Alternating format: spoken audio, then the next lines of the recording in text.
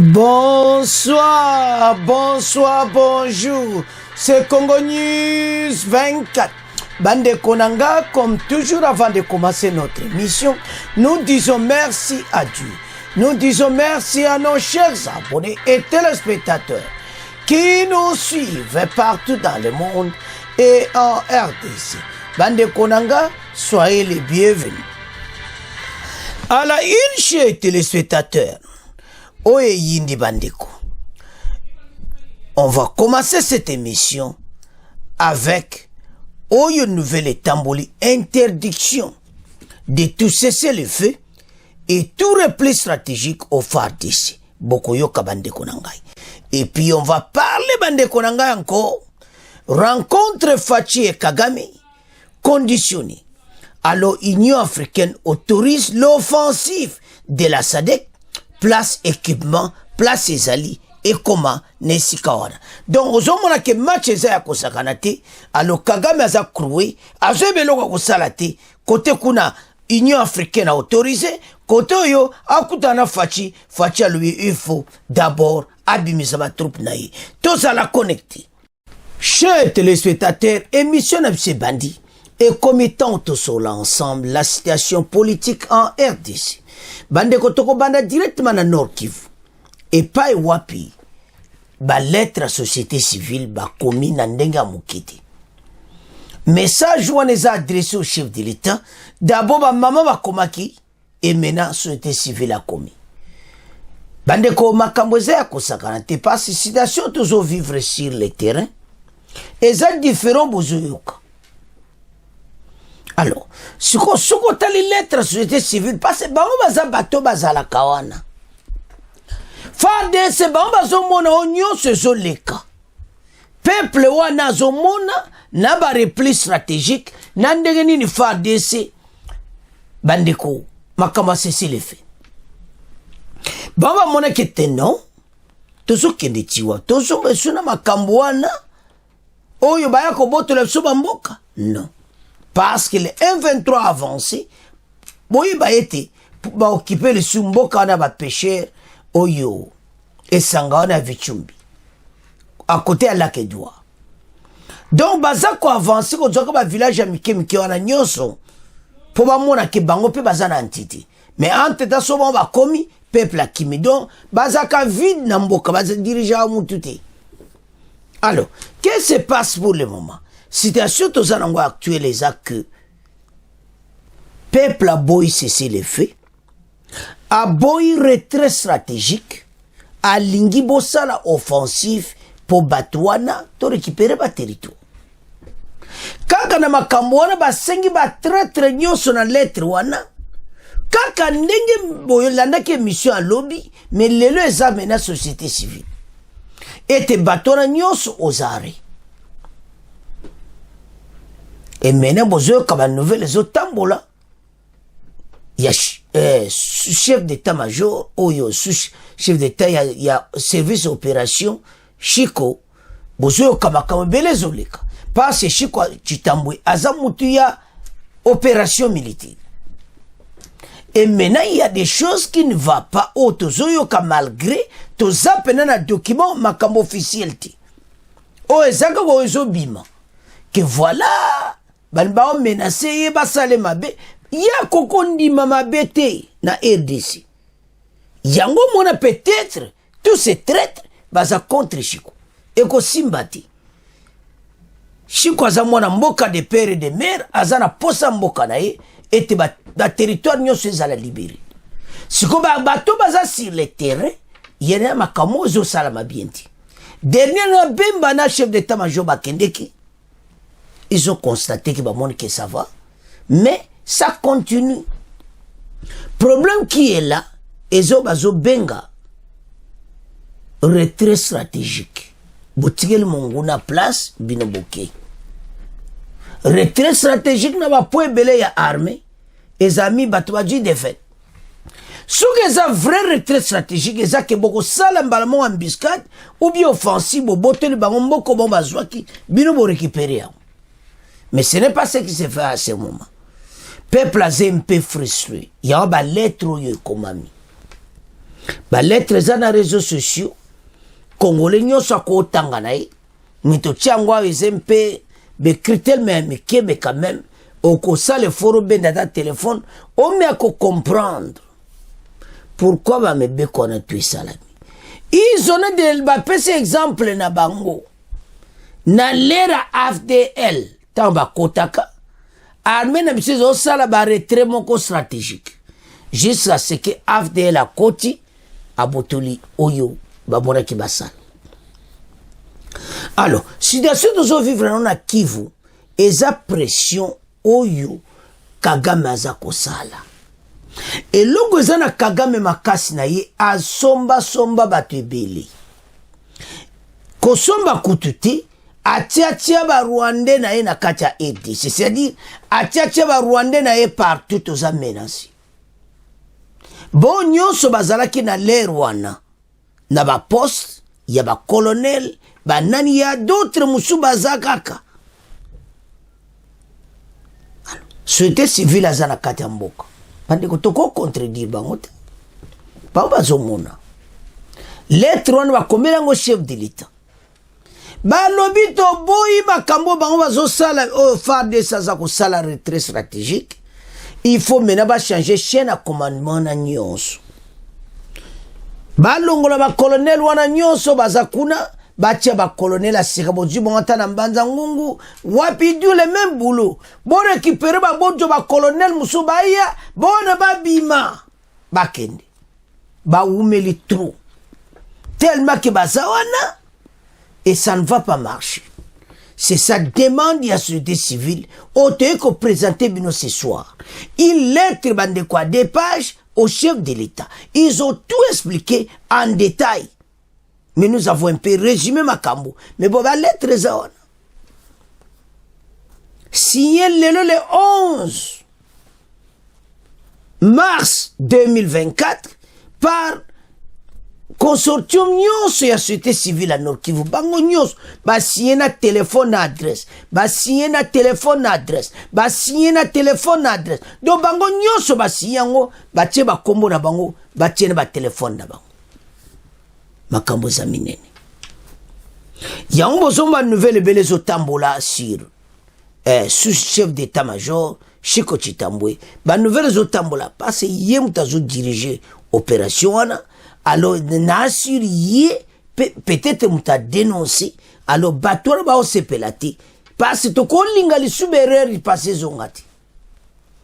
Et puis, il y a un peu de place. Si on a attaqué, c'est un peu de mais, besoin de conférence officielle, pourquoi tu assumer que c'est la vérité? Parce que la lettre à société civile est touchée par poignon sur le commandement. Il y a opération militaire dans Nord Kivu. Donc il y a un problème parce qu'il y a un commandant d'opération militaire. Alors, na biloko tato omona boyi, ya oto esaba Congolais to tellement pour Namboka. Armée na biso depuis lors a été infiltration zaki makasi to éviter ce que ekosi là comment. Alors, c'est pour cela bozomona makambo ebele yo sala ba avancer à 1-23 et tout ça. Mais ne loko nini basenge pa mokonza mboka balobi ba FARDC atika makambo cessez le feu parce entre temps bata Kagame baza ko avancer wazalendo koko bunda jamais na batwana bazo atamula ile wazalendo mais baza ko sala fort armée na biso a relève directement. Voilà ce qui se passe sur le terrain. Donc il y a trop de traîtres. Siko tokusala ndini weza mboka na biso taona zoloba na zoka pasi na motema. Comment nous allons faire pour écarter tous ces gens? Est-ce que la peine de mort batiango en application un peu rapide ou bien tous ces gens balongo la bango va changer tout le monde au front? Tozana ba jeno ba esika ba jeno ba ko perdre ba vie na bango na ndenge moko ya mabepa soki bato yo bazo diriger bango malamuti. Ils ont la volonté mais faut pas na ba vrai bato na commandement. Non, ce n'est pas possible. bande koto telema pona mboka to luka to avancer ce pays. Tout ce qui se passe pour le moment et ça la passe mingi. Ce que un vrai Congolais et que ça la passe na motema. L'être la société civile et zokisi batutu. L'être na ba détailler ba feignon sur le terrain. Ba détailler ma kamunyo so ba zo mona. Bon mona te que la vérité. Parce qu'ils sont là. Façon de ba lobby que batika cesser les faits, batika ba retrait stratégique, c'est-à-dire ezama kamoko mala moteza lo kwa trahison. Ba retrait wana. Mais il bakoza là. Na faute mais so ils sont sur le terrain mais chers téléspectateurs, ils sont là. Bamba zo mona nyonso ezoleka. À l'œil nu comme ça. Donc mawatru mais tout temps. Alors lettre ouverte au chef de l'État. Interdiction de tout ceci les faits et repli stratégique au phare de ces suivis. Dans lettre en bon mona makambo ebele ba komi parce que c'est un peu flou mais ezo sala pena mawatro pona mboka comme on a que batu ils sont très contents pour nous trahir mboka mais basa ko sale loko mokote. Alors na lettre oyo sozotala la confédération bandeko ya société civile ya Nord Kivu ba comme les chefs de l'État. En tout cas ba détailler makambo ebele malgré eza pena komona na moke mais so taliba détail na bango au moins clairement que baza na raison na bon parce que mboke ko continue boiti. Alors te me ko résumer moi moke ba point est très important. Guerre dans l'aide de la RDC, la société civile appelle le chef de l'État Félix Tshisekedi à dépêcher au Nord Kivu en toute urgence le vice-premier ministre, ministre de la Défense et le chef d'état-major de FARDC jusqu'à la libération totale de toutes les localités sous le dictat de l'ennemi, mais aussi réorganiser le commandement des opérations militaires et les troupes pour la reconquête des entités sous l'emprise des RDF 123. Mobiliser les services de renseignement à identifier tous les officiers et agents des institutions de la République complices du RDF 123, bah complices nyonso, il y a armée rwandaise 123, tous ces gens, bah sengi na société civile, et société civile a sengi chef de l'État, et des services de renseignement, bah luka batouana. Et puis bah sengi bemba, na chiwe bake na Nord Kivu encore. Donc c'est la propriété.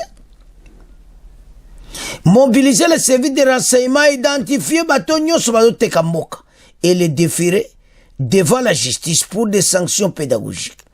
Interdire d'observance de tous ces faits. Et tout repli stratégique au phare d'ici, à conditionner les communiqués. Ça me fait mal en lisant ceci. Parce que le pays n'a pas de vivre ma kambabouiti. Et ça fait très mal. Nous avons Yango, société civile, comme lettre, ils ont détaillé. Batiena ba fait les AFDL, na les Rwanda, dans ba kota ki ba utaki Rwanda, et ba comme makambo ebele, comment les gens, il y a ba traître, ou baza ko sala na Nord Kivu. Donc, il est temps, bande konangai. Totalement pour ces pays. Mboka na biso to wuti na makambo ebele. Mais ça fait mal de voir la situation actuelle. Notre pays est un pays oyo tozana nyonso. Mais ezo salamao. Comment on a ce qui se passe, yango bazo senga na chef de l'État était vraiment à telema pona mboka. Bande kozo sala pasia. Alors, chiwewe na bembaza ko mais problème ya chiko yende mutaja chef opération. Donc makamo mingi ye mutu aza en charge nango. Donc soki lelo bato wana nyonso bakokoma contre ye, c'est-à-dire il y a quelque chose oyo apekisi bango, il y a quelque chose oyo alobi na bango, bango passe amoni makambo aza kosala sur le terrain et mokonzi mboka aza au courant. Yango société civile maintenant tie lettre à la page. Mais o bazoloba pona shiko na tozana confirmation te. Biso toloba makambo te kaka bonka po bato balobi. Mais soko ozotala o lettre oyo, on comprendre que y a un commandant opération, il y a quelque chose oyo bango ba comme bateau tout bazana terrain bazo sala malamu te shiko azo sepelati. Donc ce qui n'a comprendre. Tout mais kako développer. L'air est grave. Depuis que les hostilités ont repris au niveau de Rutshuru dans la partie ouest en chefferie de Bwito et que les M23 ont déjà pris les grandes agglomérations comme Kibirizi, comme Kikuku, comme Nyanzale. Alors ce qui nous a surpris, c'est de voir que ces gens-là ont foncé jusqu'à atteindre l'agglomération de Kalembe qui est à cheval entre le territoire de Walikale, le territoire de Massisi et le territoire de Rutshuru au niveau des groupements Binza. Et imaginez-vous, à la Rundi, il y avait une grande base là où on croyait que ces gens-là feraient face à l'avancée des M23, mais la population était surprise de voir comment les militaires ont dit abandonner cette position sans pour autant se battre. Alors les M23 qui étaient au niveau de Kibirizi ont avancé jusqu'à la Rundi et selon les informations dignes de foi, ils sont en train d'errer un peu partout là-bas, non loin de là. Ils semblent se retirer, mais en vrai dire, ils se cachent un peu partout dans la brousse. Voilà l'inquiétude que nous avons. Nous demandons qu'il y ait cessation des hostilités pour que cette population puisse rentrer, parce que cette population est une population innocente qui se trouve entre les croisées de tirs des belligérants. Chers téléspectateurs, nous avons suivi. Mais l'autre le bezaboui. Batouana o bazana est ba oumeli. Nathalie ba commentaire bandeke belé ba le batouana bazale bandakala et tout ça. Oui, bon. Réseaux sociaux beaucoup, mais bakonzi ba yebi o bazo sal. Nous avons confiance na bakonzi. Biso nyos tozana confiance na Fardis. Oyo baza o sala pour le moment. Mais oyo société civile ba épinglé. Et que les cas donc investigation moko total. Pourquoi? Parce que la société civile et la société électronique, ils ont signé bati ba komo na bango nyos. Bati na ba numéro de téléphone. Société civile a zomona comment population a souffrir. Bazana besoin population zonga na banda kuna bango, mais pour cela il faut dégager l'armée rwandaise. Bato ba koti na mboka na biso, mais baye ba ete bako vivre yango. Bako tika la te ko gagne bitumba oyo. Quel que soit, ça prend du temps. Ils finiront par appeler la défaite moko totale. Alors, tous sont dans le dossier. Le chien à commandement et opération, ils ont un problème. Société civile, le bâti kabakamba cesser les faits. Observer les cesser les faits. Bâti kabakamba y a retrait stratégique. Ba continuer bitumba. Attaquer bateau jusqu'à récupérer le territoire. Ils ont même demandé un peu plus loin que Bemba na chef d'état-major Chiwewe bazala kuna na est. Bakene ko bon sali wana commandement. Donc c'est dire quelque chose qui est malade. Alors, c'est pour cela que besoin la combat chiko zo tambola partout. Mais chiko alingi mboka na ye. Alima beko ta mboka na ye. Bato nyonso ba travailler sur faut ba yokai. Donc, makamoza oya kosakana te bandi ko comme na niveau wana ya sous-chef d'état-major. Parce que il y a sa charge opération. Alors, ba makambo bimi tellement ebele.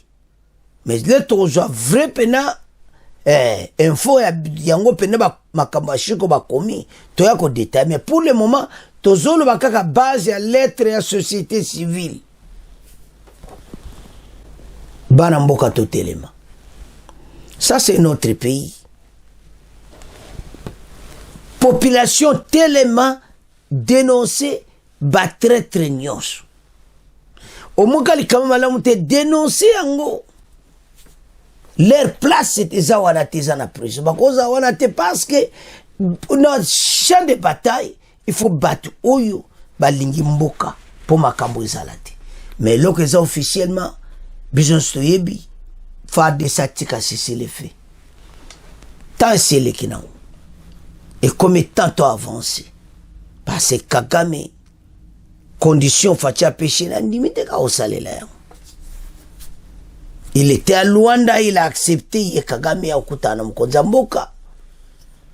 Mais condition ba pese ça ko ça la ngo avant ba kutana. C'est ça le problème. Et puis c'est impossible, il ne fera pas ça. Donc duma kamoko suka kana bitumba. Alors soko l'anime communiquer wa mama ye balobi ke boko ki jamais ko négocier na munguna. Bako solo la fatia oye pese ba condition. Eza akora Luanda. Yango tina makambo ye telemina katikati. Nous devons savoir que nous sommes menacés. Mais l'armée, il faut basala vraiment la discipline. Organiser. Exactement makambo tozo au société civile a commis. Ce qui vraiment est la vérité. Et ce ça la passe mingi.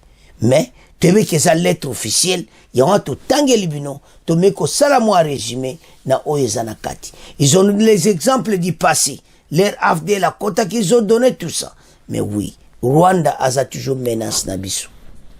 Mais nous y arriverons. Jusqu'à ce que le président rwandais a combattu ponge à le non trop c'est trop.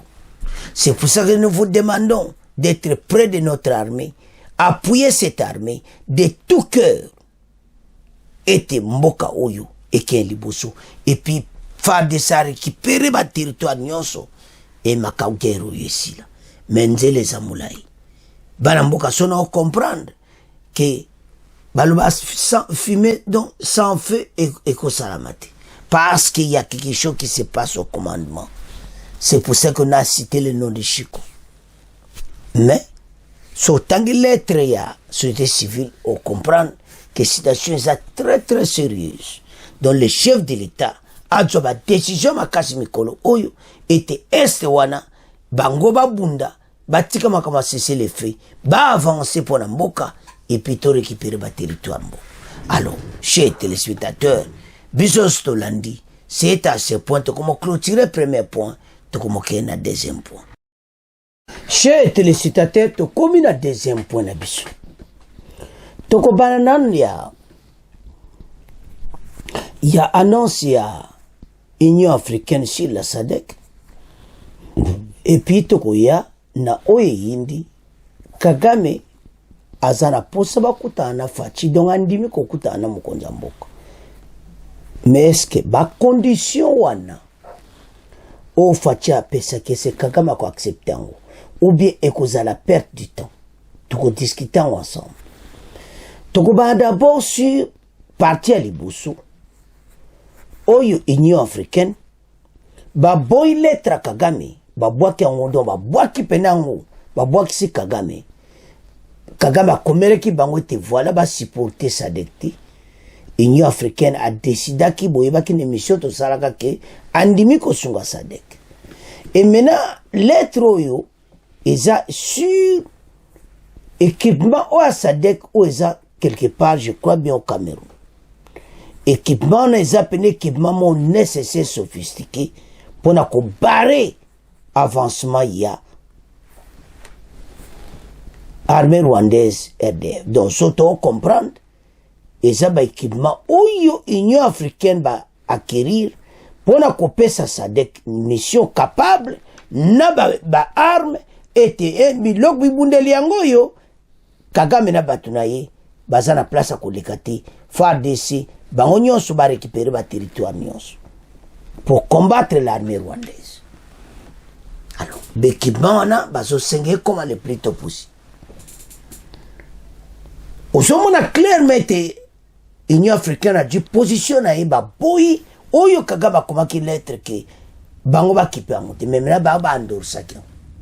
Et maintenant les missions spéciales et équipement na et comment le plus tôt possible à Goma était ekena maboko ya Sami Diarchi. Équipement na ezab équipement sophistiqué à guerre. Donc on peut se détail surtout comprendre les vraiment solo. Tant baza ko insister si yango pour barrer la route à Kagame et ses hommes dont ils appellent très important. Yanto lo baramboka dossier oya S makambuzali ibele pinzele zamulai. Mais nous devons faire le plus tôt possible parce que la population a la possession de Mbokanai. Mais surtout, autant la lumière des choses, on va voir que Sami Diarchi est cause à la réussite. So, comparé par rapport à EAC. Pourquoi? Parce que maintenant, il y a endorsement, il y a Union africaine pour une offensive et puis équipement. Totang. Après tout, il y a une rencontre. Le Conseil de paix et de sécurité de l'Union africaine a appelé à un transfert accéléré de l'équipement de la communauté de l'Afrique au SADC à sa mission à RDC pour lutter contre les M23 et l'armée rwandaise. Donc, équipement, il faut aller à Kosaka en Angout. Lors de la 1203 réunion le 4 mars, la CPS a adopté la résolution soulignant l'urgence de soutien à Sami Diarchi dans la mission de stabilisation de l'Est de la RDC. En croire la CPS, le transfert rapide de l'équipement de la SADC stocké à Douala au Cameroun va augmenter l'efficacité des éléments sur le terrain. Bande koza équipement moko osakanata. Parce que tabazolo baki et qu'augmenter la capacité des équipements moko modernes, peut-être drone, peut-être nini. Ngana yo badobi détail. D'autre part, la CPS lance un appel à la Commission de l'Union africaine et à la SADC de définir les modalités de l'appui à apporter à la Sami Diarchi et lui en fournir des mises à jour de façon régulière. Dans la même logique, la CPS demande à la Commission de l'Union africaine à tenir informé le Conseil de sécurité de l'ONU de la mission de la Sami Diarchi en vue d'obtenir son soutien financier et matériel. Dans la même communiqué, le CPS également condamné fermement les attaques du M23, l'implication du Rwanda, et exigé retrait immédiat du M23 des zones occupées, appelé à la cessation des hostilités et la reprise des dialogues réaffirmée à son soutien au processus de Nairobi et de Luanda. Le déploiement des forces de la SADC dans l'Est de la RDC est toujours mal perçu par les dirigeants rwandais. Dans une lettre adressée à Moussa Faki, président de la Commission, le 3 mars, le Rwanda s'est indigné que les forces de la SADC ne s'attaquent qu'au M23 et épargnent les FDLR. Donc, aux hommes de Kagame et Simbité, l'Union africaine va le butin, il faut bien supporter SADC, toi attaquer maintenant, armée en RDF, M23. Voilà, c'est pour ça que Kagame a à genoux, à Kekokutanana, parce que ça va pas Menaki, pour monnaie, l'Union africaine va tellement union sur Simafachi. Donc, match est à Moboulou. Tout développer dans l'Union africaine, après tout, il y a Kagame. Banamboka, l'Union africaine a sali Masoula Kitoko. Équipement na balobi eza na Cameroun na Douala. Balobi équipement de ko barrer la route à Kagame et ses hommes. Yango mona Kagame comme qu'il lettre mbangu na Union africaine était ba s'attaquer na M23. Bazo mona que comme par force bango ba tsala injustice batiki FDLR. Non. Ba jenayo. O Kagame. O Zouami et Kagame Kroué. Mayele Sili. Bandeko ezana makamusule motala nzamba zana cannabis. Par cette façon dont l'Union africaine a réagi, nazo mona clairement que Kagame a un problème sérieux. Et basengi na Nations Unies o azozala complice contre biso basengi apesa support na SADC pe to attaque bapesa mbongo service financier ezate que MONUSCO basengi mbongo eya bapesa ngo na SADC pour basilisa makamba est. Donc tozozonga na scénario il y a 2012-2013 mais cette fois-ci oyo kotika la libela et koko zonga les sociétés. Donc bana mboka tozala sur ete masole kokene malamu. Tanga ngo bien on comprendre équipement nezana douala. À l'arrivée de cet équipement, Kagame na batunaye baza kukufa. Baza détruit complètement. Donc, ce qui n'a pas le scénario oyo, et ça clair tous oyo sabino été équipement na balobi que yangonde ko barrer la route, baso senga yango ya rapide et comme na Goma. Alors, baluka avion moko cargo que ne soit yango rapide. Ba konzi basala tout parce que maintenant l'Union africaine a offert équipement. Alors, et maintenant, Kagame a zapena à genoux dans Mawatro Ponaï. Alors, tango yo kibongo, que Sadek a supporté Bissou. Maïle s'il passe, il avait écrit une lettre avant ça. Et tu vas supporter. Et c'est injustice. Bako attaquer, bako bouma, RDF 123. Union africaine a yo kibangote. A accepté. A approuvé. Kakas non seulement ça, avec les équipements na balobi, et ça na douala au Cameroun.